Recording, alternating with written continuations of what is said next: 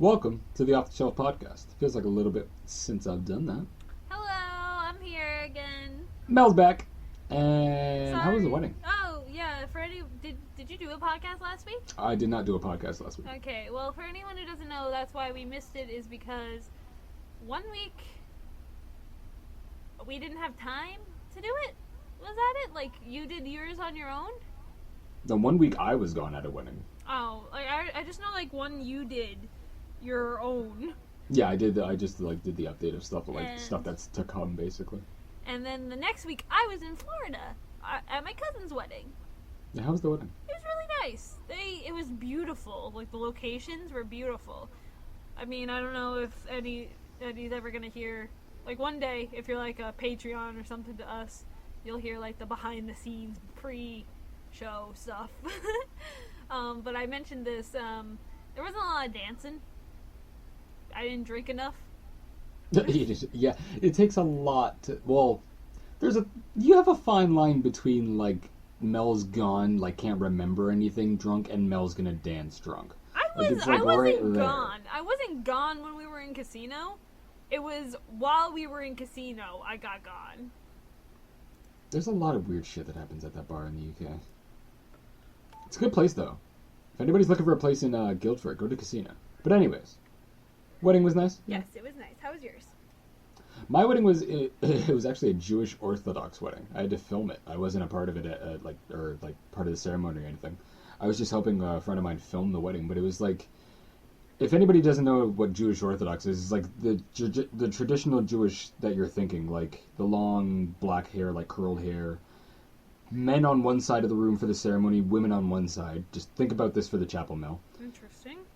And there's like, well, for the wedding they filmed everything, so there's like photographers all around the groom and bride, and there's the like 3 other rabbis up there. They're all reading the Torah and like singing and stuff. But the entire time the men are on one side, the women are on the other side, and then obviously they get like sung out of the room and stuff like that. It's just like traditional like Jewish stuff. And then they get brought into the reception, which was very nicely like lit and all that stuff, very decorative and all that.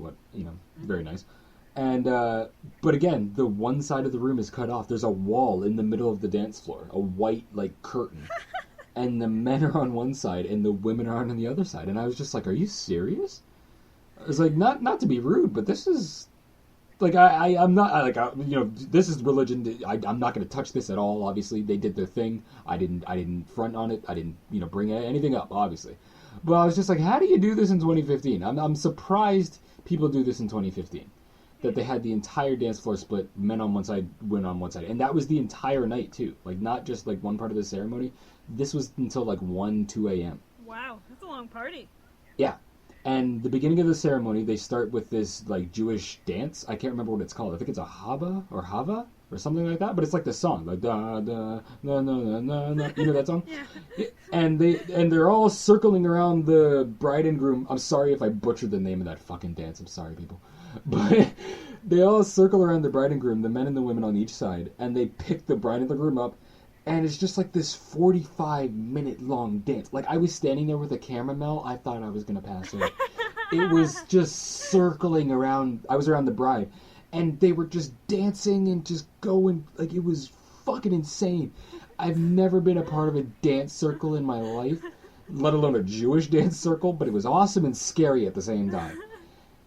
At least it was fun. It was fun. It was a very fun wedding for like what I'd never thought I would be a part of a Jewish Orthodox wedding. I have a lot of Jewish friends living in Thornhill. I live in the northern part of Toronto at this point. It's a very large Jewish section of this community is very Jewish, I should say. And I have a lot of friends, and they're all starting to get married now. Yeah. So it's just weird going to these very different types of weddings and stuff. Like I have a lot of like Middle Eastern friends and stuff like that too. I've been to their weddings, and it's just crazy going to these different weddings that I've never seen or been a part of. Yeah. Especially growing up in Chatham, you know what I mean? I just can't, like, we talked about this before, but I can't wait for our weddings. Yeah, like it's weird thinking about this now. Like I've never really thought about my wedding or any of my friends' weddings, but my close friends of you guys, like Mel and Michael and Rupert, just our weddings, I have a feeling are going to be the best weddings. Because we're going to go ham. It's going to be fantastic. Like, I just think the planning and, like, just what we think our guests would like and just for just for you guys, you know what I mean? Like, I hope you plan it for you as well, you know what I mean? Not just, like, for your family. Oh, like yeah. people do. I hate when people do that. Like, just try to please your mom and dad. It's not for your mom and Do dad. not worry about me. It's for you. But to get away from the commitment stuff. Yeah, this is a weird, this is a gaming podcast. We're the Off the Shelf podcast, bringing it back to the topics. Happy Thanksgiving and Black Friday coming up for you Americans and Canadians. We got some sales coming up. Yeah, you still get the Black Friday stuff. Not too many people crashing the stores though. Yeah. We don't get the crazy Do not deaths worry and about that. tramplings and all that shit. But as I said, a bunch of sales coming up for pretty much every single console and company and store you can think of. So I'm just going to go through my tabs real quick and pretty much bring up everything. So we'll go, let me just click through here. So we'll go through the Xbox store right now. So if you have an Xbox One, basically, I shouldn't say anything on the Xbox store, but they're basically mostly, I can't speak tonight. They're focusing on backwards compatibility right now because it just came out. And they're trying to bring back a lot of DLC and bring back a lot of the things to the store. So right now you can check on the store for Black Friday and things coming up for Thanksgiving for backwards compatibility stuff. So check all of that. I still can't say compatibility. That is the one word that vexes me on this podcast is compatibility. I'd say it like slowly to be able to say it. Best Buy has a huge bunch of sales for like a $500 Xbox One with an HD TV and like a bunch of other shit. See, I'd love to actually like go to the stores and get these sales, but I will be killed. Exactly. Like, you live in New York. Not a good idea to go to a Walmart or a Best Buy on a good day, let alone Black Friday. Most of our stores don't get that bad.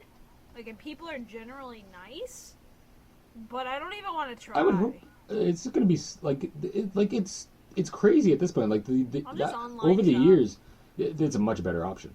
But over the years, it's just gotten to a point where like people are just escalating and like throwing people to the side, like they're animals running into the store. It's crazy.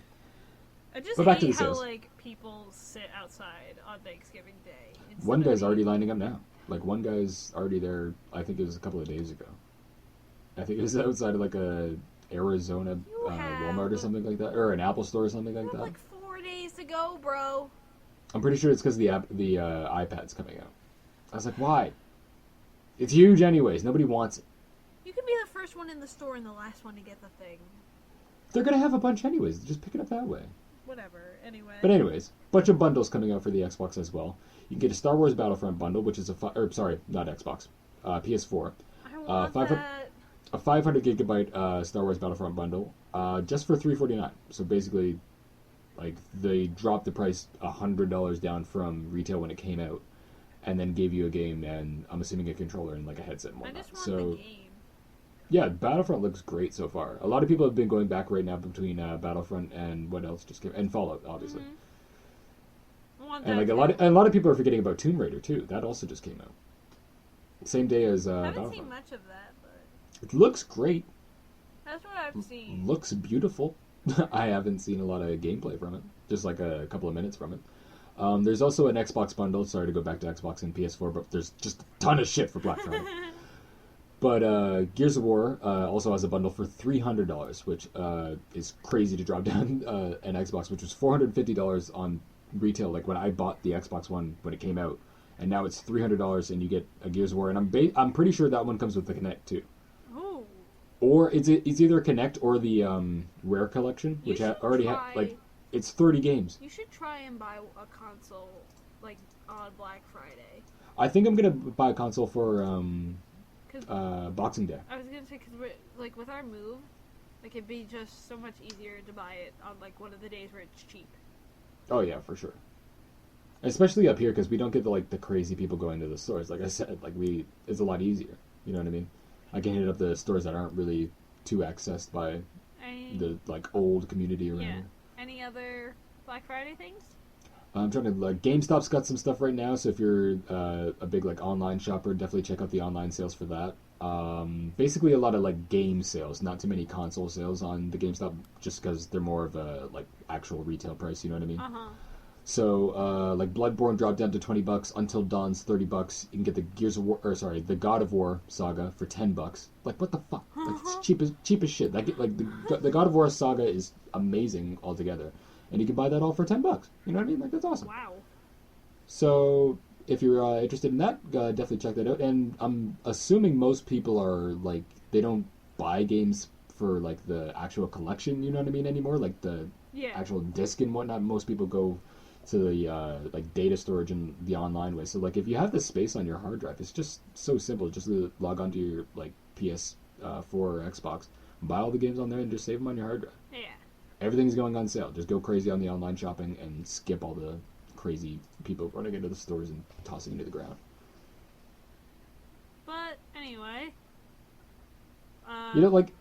along with the Xbox stuff, like I'm excited about the backwards compatibility.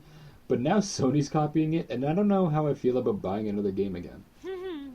Because, like, it's going to just bring back all of the PS1 titles and PS2 titles, which is great, but that's the third or fourth time I'm going to have to buy a fucking game. You know, like, the Xbox only goes back one console. You know what I love? The Wii U is, like, they're coming out with, like Twilight Princess HD is coming. Yeah, like everybody's going backwards. But let me just say, like, they're coming out with a new console so soon. Like, it's in. And I read it. I didn't attach this to the topics, but somebody posted about a PS5 and the Xbox 2 apparently is being worked on. I was like, why? Why now? I understand you normally have to work on, like, go into production, like, a couple of years ahead of time, and that's why consoles come out, like, behind PCs, you know what I mean? Yeah. Basically because they have to work on them before, stuff comes out that's newer, you know what I mean? It's sad when consoles don't get their, like, 7-year... Yeah, like the Xbox 360 had 5 to 7 years of its life, like, in between the Xbox coming out, or the Xbox One coming out and not being that great, yet. You know what I mean? Everybody still had an Xbox 360 within that year. So, like, you could say a solid 6 or 7 years, we had an Xbox 360. And now they want to cut it down to, like, 3 or 4. Like, I don't want to spend $500 every 2 years just to buy a console. It's just sad, but, like... Like, I'm just... that's why I also don't like how, like... Sorry, go ahead. Sorry, I was going to say, I don't like how... they think that they can re-release titles as, like, HD. Yeah, it's not that HD. And think that it's another game. Yeah, that's the exact thing. It's not another game. It doesn't... And I imagine they're not really adding that much content to the HD remake, you know what I mean? Probably they normally not. never do. So, I mean, what else am I really getting by buying another fucking Zelda title? Well, it's the same Zelda game. I love Twilight Princess, don't get me wrong.